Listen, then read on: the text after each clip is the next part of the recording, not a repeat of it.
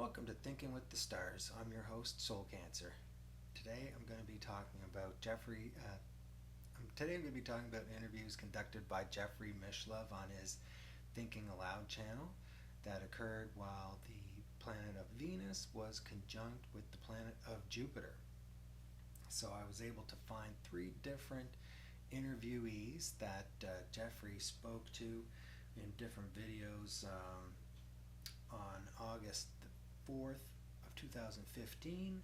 Jeffrey spoke with Stuart Hameroff, and they did 6 videos, and they were called Consciousness and the Brain. And so on that day, Venus was conjunct in the sign of Leo with Jupiter, and they were in the 4th house. On the 13th of November 2017, Jeffrey spoke with James G. Matlock. And Dr. Matlock, he specializes in, I guess he teaches a course in reincarnation. And this episode took place when Venus was conjunct with Jupiter in the zodiac region of Scorpio in the 3rd house. And on the 24th of November 2019, Venus was conjunct with Jupiter in the zodiac sign of Sagittarius in the 4th house. And this was when Jeffrey Mishlove spoke with Barry Taff. And they spoke about a variety of things. Barry is somebody, he worked in parapsychology mostly. So he's researching paranormal activity, I guess I would call it. And one thing that Barry was talking about, and he was complaining that people tend not to care about things. So this would be Venus in conjunct with Jupiter. And so I don't want to know, as Venus, I don't want to know so Venus conjunct with Jupiter, because I don't want to know about things that don't affect my money, my job, my family, or anything that doesn't immediately impact me. I don't really care about it. And this is the problem I think Barry's talking about. We understand that people have full lives, they're stressed, they're worried, they're busy, they don't have time to really research and understand things on their own, and it's basically, it's routine, like go to work, get your money, on your days off, obviously cleaning the house and getting ready for the next grind.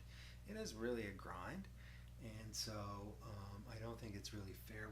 We just don't have we're just not opulent enough to really care about things that don't immediately impact our lives. Now, I don't think that's right. I mean, it's almost such a luxury to be able to care about things that don't impact our lives directly, immediately, every day. Now, Barry also was talking about having a positive feedback loop. So this is basically a means for people to take themselves off of autopilot, and basically a way for me personally to evaluate my life as it's happening in real time. And now that's not often the case. Might be sometime later when I can look back on the decisions I've made, the choices I've made, and I can say, hey, that was a good choice, or I made a mistake there. And without the capacity to do that, and that would be because, again, like we're saying, people, it's a grind, and we don't really have the ability to reflect. It's a luxury. A lot of us don't have the capacity to reflect, but it doesn't really matter how busy we are. We can always check our consciousness, or check our conscience, and see what it is that we could have done differently, and to give ourselves a break when we're doing something right. So I think this reflects back on the theory of personal identity. I know it's very controversial, theory of personal identity for some reason.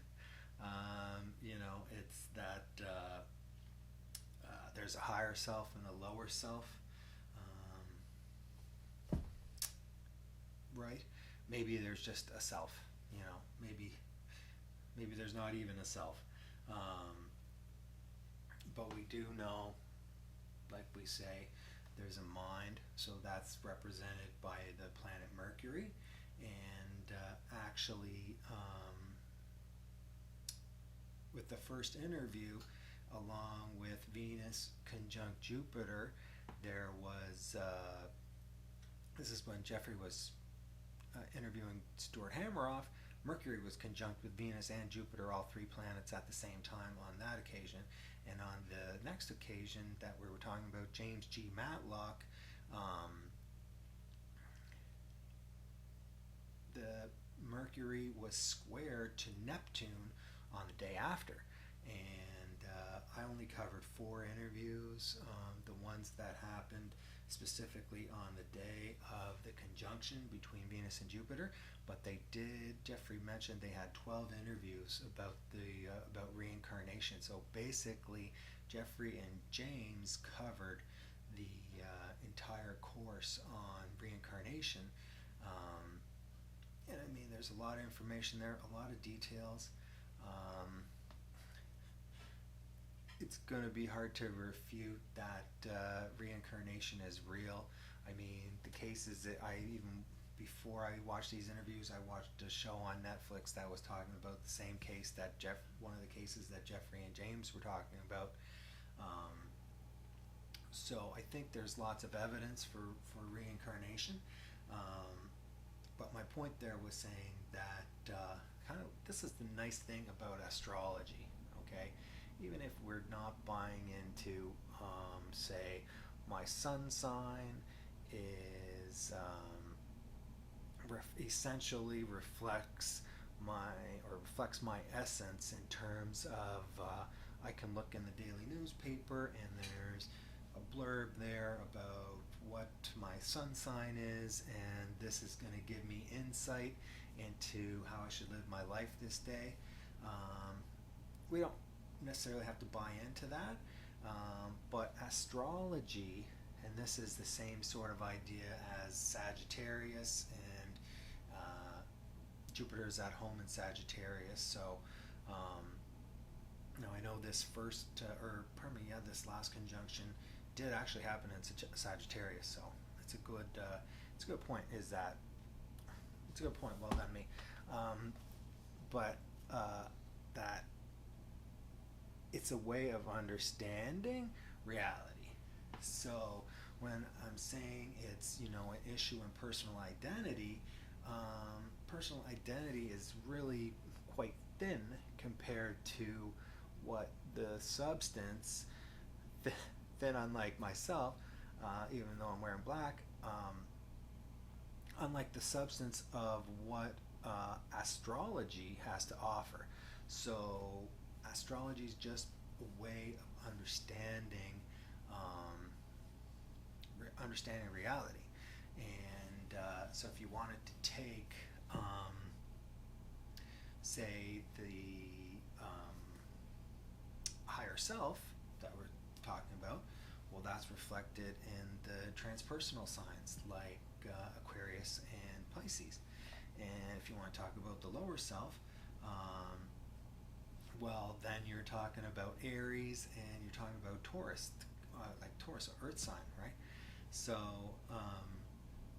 Gemini is the mind, right? So it doesn't map entirely, the astrology doesn't map entirely onto personal identity, but it's even a more robust way of understanding, and that's what Sagittarians,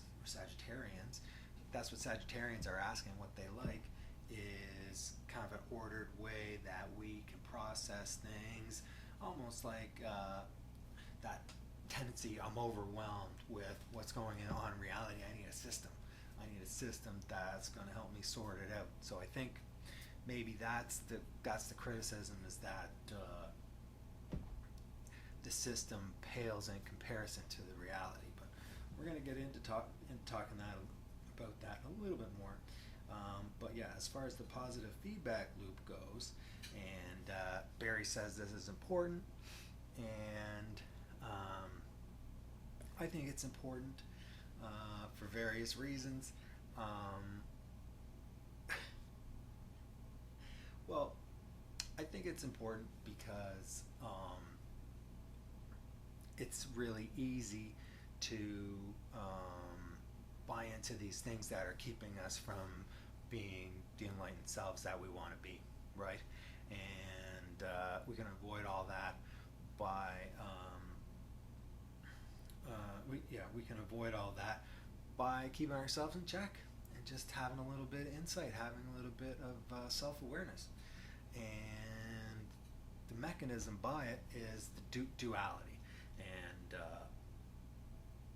it's unfortunate because the duality part, and like we're saying in the previous discussion,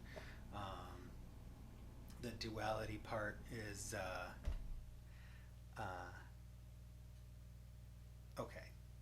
It's there's ignorance there when we're talking about direct duality, because it's not a deductive reasoning, it's an inferences reasoning. But here, that's in the mental aspect of it. Here we're talking about kind of my gut feeling and what I rationally chose to do. Did I choose to go against my gut feeling? And was that the right choice? Did I choose to go with my gut feeling? And that was the wrong choice? That sort of thing, that sort of questioning. So it is, but it's also a feeling like a wholeness, feeling connected to everything.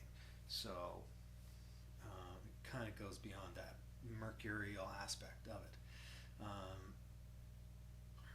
Now,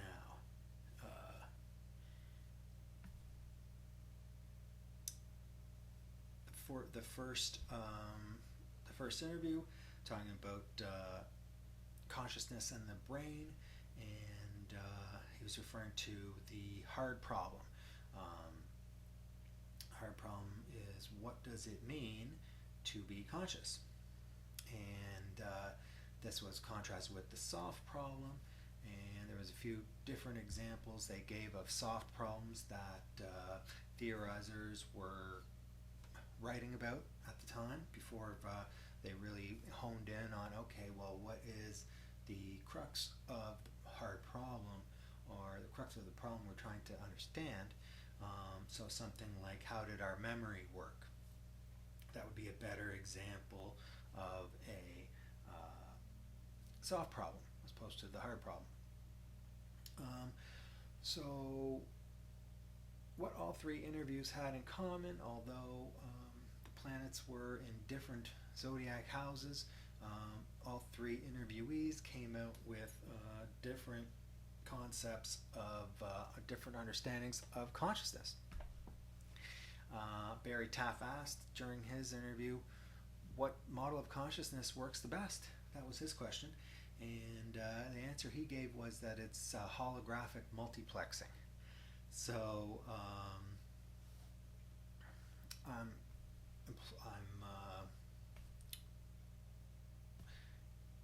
understanding here that Barry is saying that multiple realities are reducible to a single reality in an instant, but that there are multiple realities going on instantaneously. So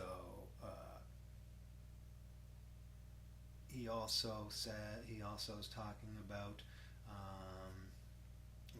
precognition and remote viewing. So this interview only happened a couple years ago, and he was saying that we look at history as though it had already happened. Fair enough. I don't know if there's another way to look at history, But what it is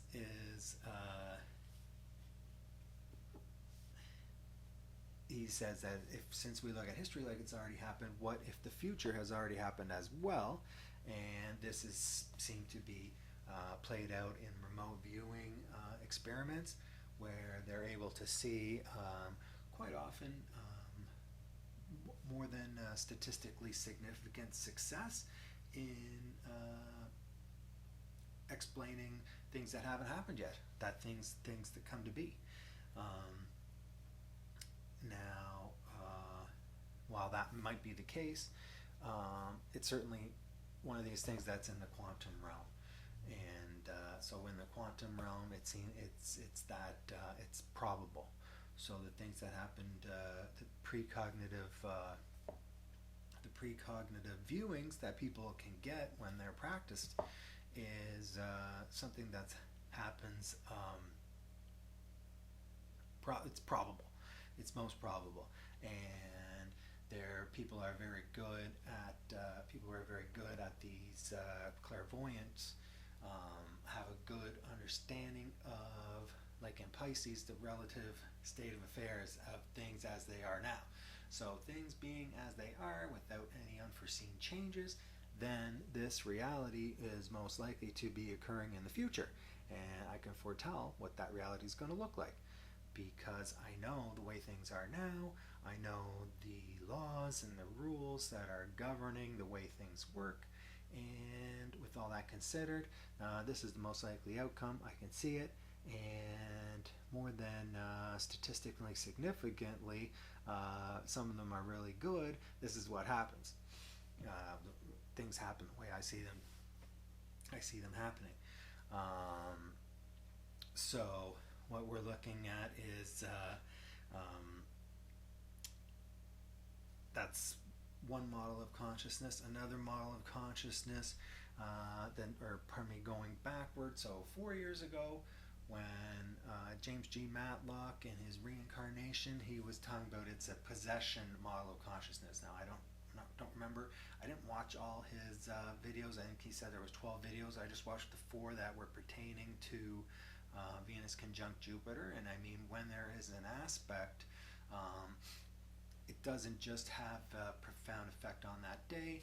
There's like a leading up to it, and also following through with it. So these aspects do, but I mean, the point of this series is to try to hone in on what those aspects will mean, usually with nuance. The book is already written. The book took a couple of years to write, so we've seen these aspects go. But during the interview, maybe we could see a little bit of talking or something that hints towards the influence that these planetary aspects are having on the individuals. Are sitting down just having a frank discussion. They know what they're talking about. They're not they're not working extremely hard at this, and it's not nothing that's gonna change their life, because we deal with these planetary aspects all day, every day.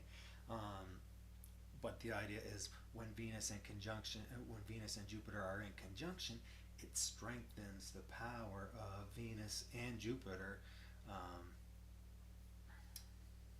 So goes the theory. So the possession theory of consciousness. So as opposed to holographic multiplexing, it's that every soul is reincarnated, okay?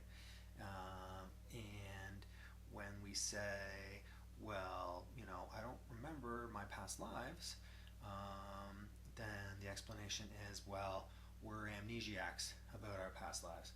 And that's fine. Now, while Jeffrey was talking with Stuart Hameroff, he was talking about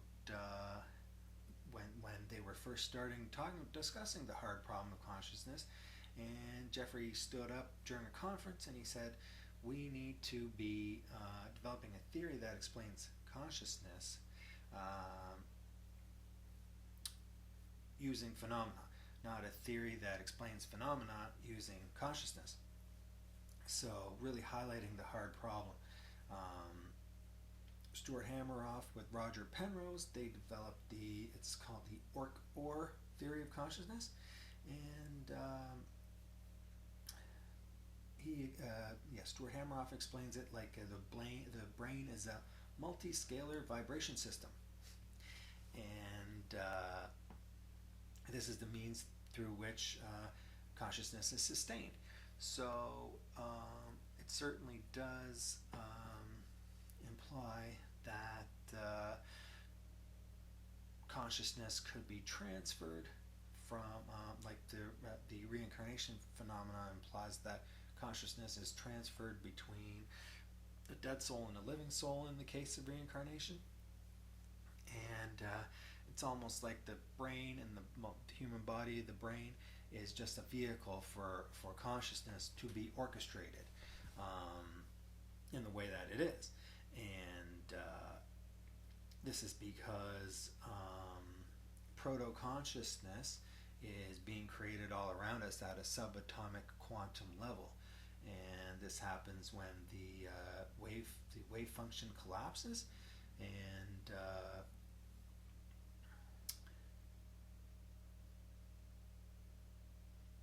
it also would go to explain a lot of what Barry Taff was talking about with these paranormal and poltergeists. So yeah, more so poltergeists, because yeah, poltergeists are these disembodied spirits that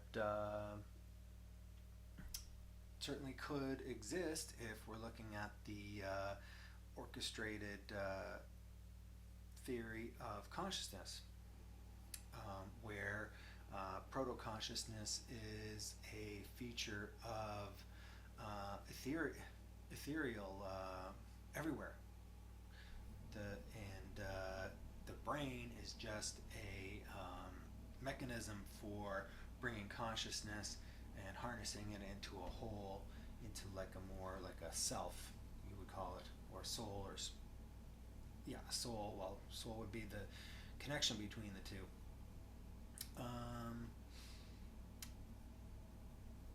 Right. So what we would say would be that Taff gives includes all previous realities in what was termed our memory. However, we bundle our memory of events in a way that's adjustable. So when we remember an event, we can remember it differently depending on our perspective of that at that time, at this time. And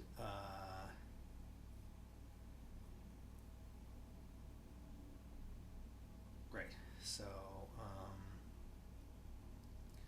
going to stop talking now.